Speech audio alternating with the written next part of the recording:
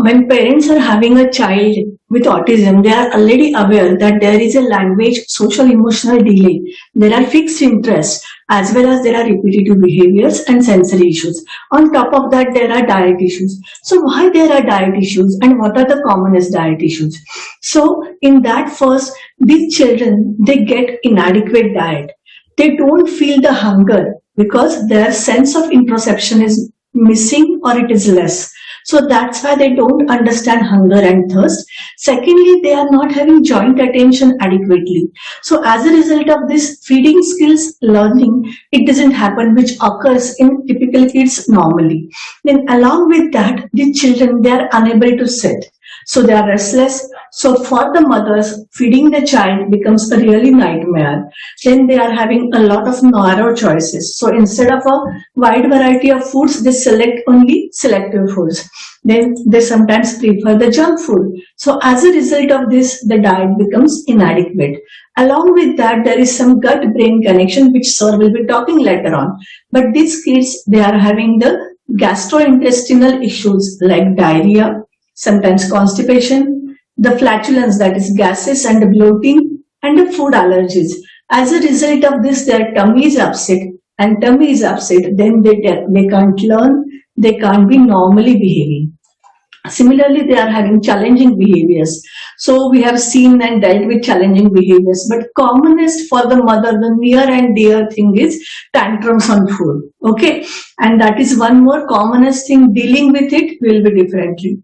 Oromotor difficulties in these kids are common. Their tone in the oromotor area is low. As a result of this, they are having a lot of chewing issues, sucking issues, and they are also having sensory issues. So because of sensory issues, they can't feel and perceive all the textures like typical kids. As a result of this, the acceptance of all foods doesn't happen. So texture acceptance becomes an issue. Because of oromotor, they doesn't chew all the food. So there are so many things that are happening. So with these diet issues, sir, today I am having a lot of questions for you, and many parents want to know the science behind that. First question is, one of the mamas said to me, my child is very selective about food, and whatever he eats, he is very selective, and that's why the mother is tired of feeding him. तो I think पहले मुझे this is very common problem कि बच्चे खाने में बहुत नखरे करता है, मुझे यही चाहिए, मुझे ये नहीं चाहिए, और इट इज मेकिंग मदर के लिए रोज का प्रॉब्लम रहता है. ऑटिज्म के नॉर्मल बच्चों में भी रहता है.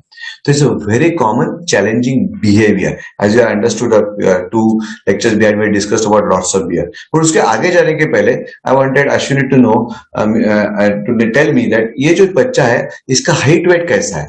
Is the child growing well? Yes sir, उसका weight and height it was appropriate like with respect to as.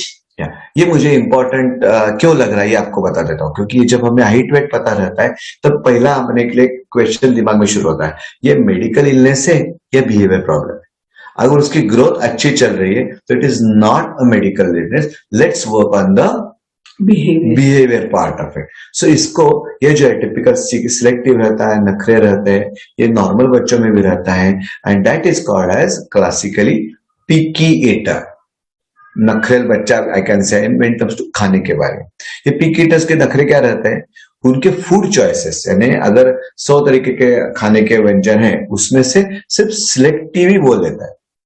ऐसे मेजर किया गया साइंस में कि इनके सिलेक्टिविटी इतनी अच्छी, इतनी खराब रहती है कि सिर्फ 30 फूड तक ही वो एक्सेप्ट कर दे. तो शायद दाल चावल खाएगा, लेकिन चावल का अगर आपने डोसा बना के दिया नहीं खाएगा और उल्टा हो सकता है. चपाती खाने में नखरा कर सकता है, दूध पीने में नखरा. So there are lots of issues and they have got only food repertoire. They बोलते कि खाने की थाली सिर्फ 30 मैक्सिमम फूड आइटम्स के साथ बनती है. तो इसके लिए आप सब पेरेंट्स को मेरा होमवर्क है, ये सिलेक्ट करने के लिए पहले आप अपने बच्चे की डायरी लिखना शुरू करो कि अपने बच्चे के फूड कौन कौन से उसको अच्छे लगते हैं और कौन कौन से उसको नहीं अच्छे करता है. तो इसकी पहले write a diary about it. ये highly selectivity is a classic part of it, but मैंने पहले जो क्वेश्चन मैडम से पूछा था वो आपको दोहराता हूँ. डेवलपमेंट अप्रोप्रिएट रहती है, डेवलपमेंट नॉर्मल रहती है, उनका वेट एंड हाइट उनके एज के हिसाब से रहता है. So this is a picky eater. Picky eater is a problem. बच्चे खाता नहीं, हर टाइम नखरे करता है, फंसी रहता है, एक आधा घंटे में खाना कभी होता नहीं एंड उसके पीछे लगना पड़ता है. कॉमन मदरली मिस्टेक क्या रहती है, खाने खा रहा है चलो तो मोबाइल पे वीडियो लगा देते और बच्चे को सुनाते. बट मेरे आप सबको हाथ जोड़ की विनती है एंड बाद में चिल्लाना भी है कि प्लीज प्लीज मोबाइल देके खाना खिलाना गलत है. बच्चे 5 सेंसेस से खाते हैं. तो जब मोबाइल और वीडियो आगे चलता है तो वो वहां से क्या खाता है, वहीं का वीडियो और वहीं का कार्टून खाता है. उसका जो खाना खा रहा है उसके ऊपर उसका ध्यान ही नहीं रहता. अगर फीडिंग में इंडिपेंडेंट करना है, so no screen while feeding, but screen can be used as a reward for feeding. आप आधे घंटे में खाना खा लीजिए, मैं आपको टीवी दिखाता हूं. That can be accepted, but not with the food. अभी आंसर क्या है? आंसर आप सब ध्यान में रखें, वर्ड प्रेज, PRAISE. मैं स्पेलिंग पर्पसफुली बोल रहा हूं क्योंकि ये ध्यान रखने का नेमोनिक है. तो नेमोनिक का पहला पी, प्रेज में से पी का मतलब क्या है, पेशेंस. ये बच्चों का स्पेशली 2 to 6 इयर्स के एज में ये नखरे जो शुरू होते हैं वो 1.5 to 2 इयर्स में शुरू हो जाते हैं एंड वो 6 बरस तक चलते रहते हैं. कॉमनली 4 इयर्स को पीक हो जाते हैं, उसके बाद में कम होने लगते हैं. तो ये चूजी बच्चे, पिकी ईटर बच्चे, ये टिपिकल जो रहते हैं इनका ये टाइम ही 2 to 6 इयर्स रहता है. तो ये 2 to 6 इयर्स के टाइम में अगर बाकी तबीयत अच्छी है so do not give up, छोड़ो मत, पेशेंस रखो, ये अपने आप ठीक होने वाला है. That is patience. प्रेज का पहला वर्ड पी. अभी सेकंड, दैट सेकंड इज अपनी रिएक्शन क्या रहती है. ऐसा देखा गया है कि पिकी ईटर का प्रॉब्लम उनका खाना नहीं रहता, मम्मी का चिल्लाना रहता है, पापा का पीछे लगना रहता है. तो we have to remember this कि उनका प्रॉब्लम इज नॉट हिज, उसका पिकी ईटर का प्रॉब्लम अपनी रिएक्शन भी रहती है. एंड उनको पता भी रहता है, स्पेशली अपने बच्चे स्मार्ट रहते हैं, वो नॉर्मल हो या ऑटिज्म के बच्चे हो, दे आर वेरी स्मार्ट. उनको पता चलता है कि this is the time I can manage my parents. वो आपको मैनिपुलेट करना शुरू करता है, मैं नहीं खाने वाला, मुझे मोबाइल दिखाओ. ये मैनिपुलेटिव बिहेवियर है. तो picky eating can be use as a manipulative challenging behaviour. और चैलेंज का आंसर क्या है, मैनिपुलेटिव चैलेंज को.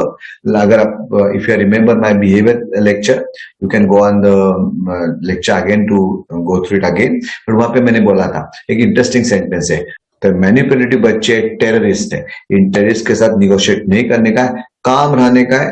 और उसका चिड़चिड़ापन चल रहा है, so he is throwing away the food. Don't react, बड़ा सांस ले लो, खुद को संभालो. This works. उनको पता चलता है कि my behaviour is not going to change my mother's approach. Specially ये जो टू अवॉइड समथिंग का जो एस्केपिज्म का बिहेवियर रहता है वो काम नहीं करता. They can't escape, they have to eat through it. You can reduce the amount, but you should continue. That is reaction कम रखो. Patience, reaction कम देना है. Third part is a bit difficult word, autonomy. Autonomy माने let the child play with the food, explore the food, choose the food item, taste that the way he wants, he or she wants. यहाँ पे गड़बड़ होती है, यहाँ पे बहुत बड़ी गड़बड़ हो जाती है. या गड़बड़ क्या होती है, गड़बड़ हो जाती है कि उनको हम वो खाना वेस्ट कर रहा है, खाना खा नहीं रहा है, इसलिए मम्मी क्या करती है, हाथ में ये लेती है, कटोरा लेती है और खुद फीडिंग ठूसने की कोशिश करती है. ये जो ठूसना है, ये ठूसना गड़बड़ करता है. तो अपने को ध्यान में रखने का है, उसको उसके साथ खेलने दो. आई अंडरलाइन द वर्ड, खेलने दो. ये बच्चे पहले 10 दिन, महीना फूड को वेस्ट भी करेंगे.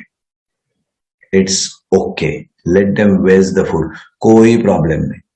क्योंकि उसके बाद उनका फूड के साथ लगाव, खाने के साथ लगाव शुरू हो जाएगा. They may waste, they may play, they may throw. You have to correct them gradually, but that should not be the cause to stop them playing with the food and आप ठूसते रहे हो. You are feeding the child is a wrong idea. So that is giving autonomy to the child. So पहला P हो गया patience, reaction, no reaction, autonomy. Autonomy means let the child handle the food. Very important part. Fourth part is interference. Interference माने वो खेल रहा है, वो कोशिश कर रहा है खाना खाने की, नखरे भी कर रहा है, उसमें हम बीच में आते, अरे बेटा प्लीज खा रहे, ये प्लीडिंग हो गया। ये करने से बच्चा और शैतानी करेगा, he will continue to start showing his tantrums. दूसरा हम बोलते हैं ऐसा नहीं करते बेटा तो आप स्ट्रांग होने वाले हो, आपको सुपरमैन बनना है, आपको खाना खाना है, ऐसा करना है वैसा करना है। वो बोलता है क्या बक बक चल रही है, मुझे नहीं खाना है। सो प्रीचिंग भी अच्छी बात नहीं। So no pleading, no preaching. और टिपिकल मदरली क्या रहता है, ये खाना खत्म ही करना है, pushing. So the answer is don't push, don't preach, and don't plead. That is, do not interfere. So I'll repeat the 4 words: patience, reaction, autonomy, खुद करने देने का, and no interference. अभी पांचवा पार्ट जो ऑटिज्म के बच्चों में ज्यादा इंपॉर्टेंट है, बाकी बच्चों के लिए भी उतना ही ट्रू है, पापा के लिए भी उतना ही ट्रू है, दैट इज स्ट्रक्चर। स्ट्रक्चर माने there has to be a fix time, हो सके तो फिक्स प्लेस, पर्सन भी सेम रहे, पैटर्न ऑफ फीडिंग भी रहने वाला है, और ये करके मैं जो बार बार बोल रहा हूं, नो टेलीविजन। तो ये सब चीजें एक साथ ध्यान में रखना बहुत जरूरी है। सो स्ट्रक्चर में बांट रहता है time, place, person, pattern, no screen. ये रहना ही है। ये आज नखरे करेगा, परसों नखरे करेगा, 10 दिन के बाद करेगा, 11वें दिन 12वें दिन धीरे धीरे ये एक्सेप्ट होता जाएगा। Let the child learn to learn his way of eating. Learn to learn, ये बहुत इंपॉर्टेंट वर्ड टू रिमेम्बर है। लर्न टू लर्न, उसको सीखना है कैसे खाना है।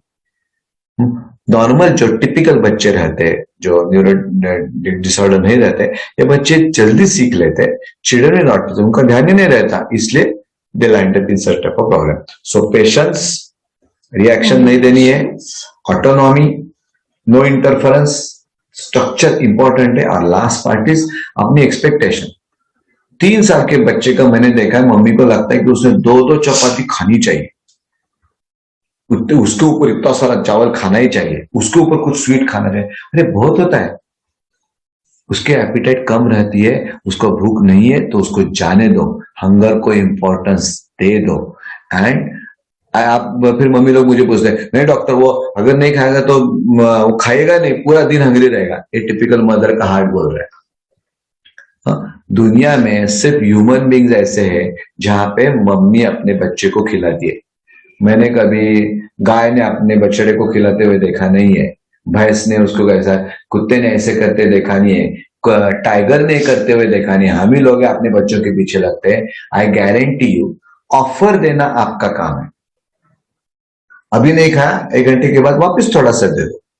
रियलिस्टिक एक्सपेक्टेशन, क्वांटिटी शुड भी कितनी होनी चाहिए। सिंपल आपको टेक्निक बताता हूं, उनकी मैक्सिमम उनकी 2 मुट्ठी जैसा उतना खाना काफी है।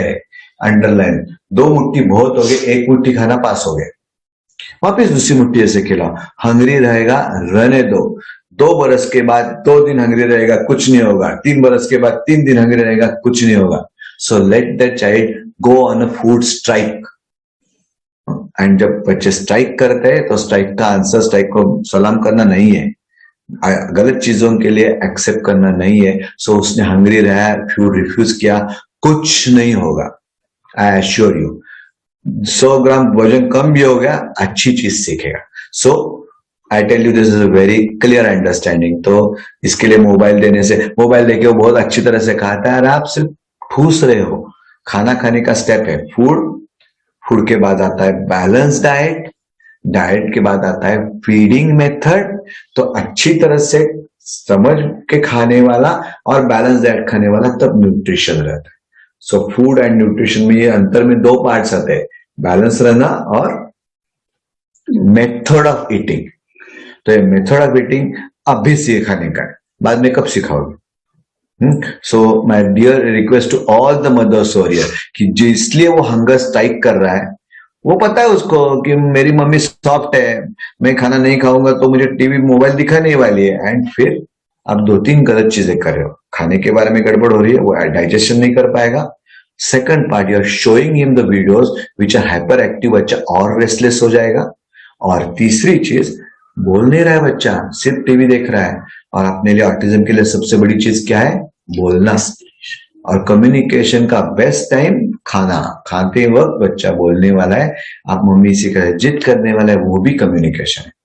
सो ट्विकी ईटर के 6 आंसर्स। पहला पेशेंस, दूसरा रिएक्शन, तीसरा ऑटोनॉमी, चौथा इंटरफरेंस, पांचवा स्ट्रक्चर और लास्ट एक्सपेक्टेशन रियलिस्टिक हो। आई थिंक मैं बीच बीच में आपके क्वेश्चंस के आंसर्स भी दे रहा हूं, so you should understand those things कि ये कैसे होने वाला है। So here I will add one more point. One of the mother was saying कि बच्चा मोबाइल दिया तो सुनता नहीं, आपने बहुत सारे आंसर दिए हैं, but the mother is forgetting that when we eat the food with senses. So we see the food. Then mama says, oh, it's a wonderful food. Daddy says, yes, it is nice. Then the smell and then the taste along with the touch. If the child sees mobile and if you are, जैसे sir ने बोला, वो आप ठोस रहे हैं, then he is not using his senses. And all the 5 senses are biggest thing for having good diet for kids. Okay?